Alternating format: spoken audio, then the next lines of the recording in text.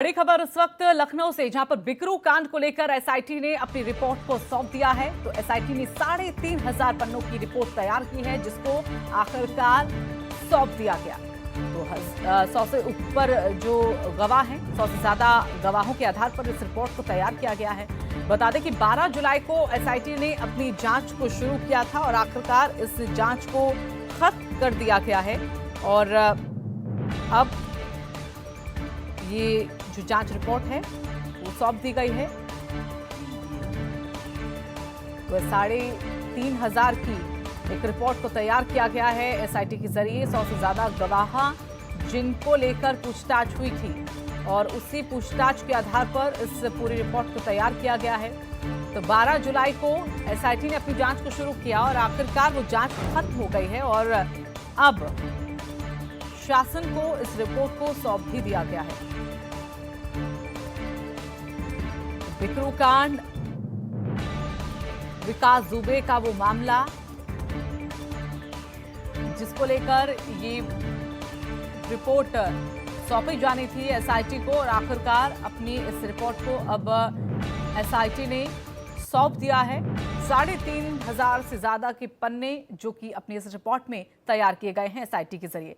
और एक बार फिर से रुक कर लेते हैं, संदीप खेर हमारे साथ, हमारे सहयोगी जुड़ गए हैं। तो संदीप, ये हम जानना चाहेंगे, एसआईटी इस पूरे मामले पर लगातार जांच कर रही थी और आखिरकार एक लंबे ब्रेक के बाद, एक लंबे वक्त के बाद आखिरकार अपनी इस रिपोर्ट को एसआईटी ने शासन को सौंप दिया है। मामला कहां तक पहुंचा है और इस रिपोर्ट में किस तरह से क्या चीजें अहम सामने निकल कर आई हैं, क्योंकि 100 से ज्यादा ऐसे गवाह जिनके आधार पर इस रिपोर्ट को तैयार किया गया।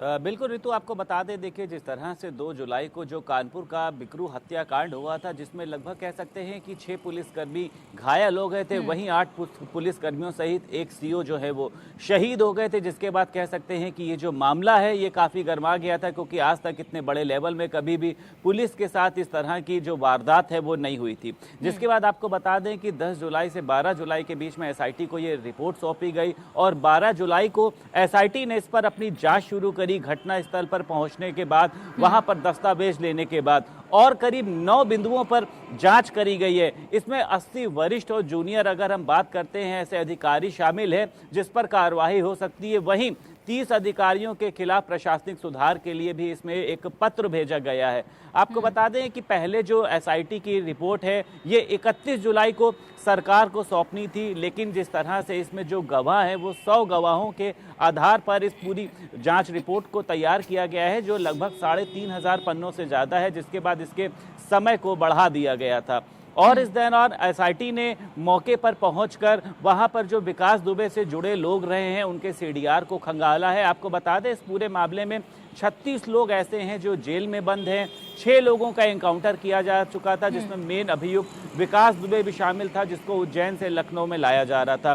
तो एक बड़ा आधार है एसआईटी रिपोर्ट का कि इसमें कौन से ऐसे अधिकारी शामिल थे और अगर विकास दुबे की जो जमानत निरस्त हुई थी उसको किसने कराया था, विकास दुबे पर अगर एनएसए का जो बात आ रही थी सामने उसको किसने हटवाया था, विकास दुबे के पास जो असलहे थे, विकास दुबे ने इतनी धन संपत्ति कैसे अर्जित करी थी, क्या इसमें अधिकारी शामिल थे और अगर अधिकारी शामिल थे तो उन्होंने इस पर संज्ञान क्यों नहीं लिया था, इसके पास इतनी गाड़ियां कहां से आ रही थी। तो तमाम बिंदुओं को लेकर कह सकते एक जांच पड़ताल करी गई है और इसकी जो रिपोर्ट है वो एसआईटी के जो हेड हैं संजय आर भूसरेड्डी के निर्देश में सौंप दी गई और इसमें देखा जा रहा है कि अब एक बड़ी कार्रवाई मुख्यमंत्री योगी आदित्यनाथ की तरफ से हो सकती है, क्योंकि जिस तरह से देखिए लगातार शुरुआत से ही संदीप, हालांकि शुरुआत से ही जब से मामला सामने आया तब से ही पूरे एक्शन मोड में है सीएम योगी आदित्यनाथ और हर निर्देश, हर आदेश इसको लेकर दिया जा रहा है। और जाहिर सी बात है कि अब एसआईटी ने जब अपनी रिपोर्ट सौंप दी है तो एक बड़ा एक्शन सीएम की तरफ से इस पर देखने को मिलेगा।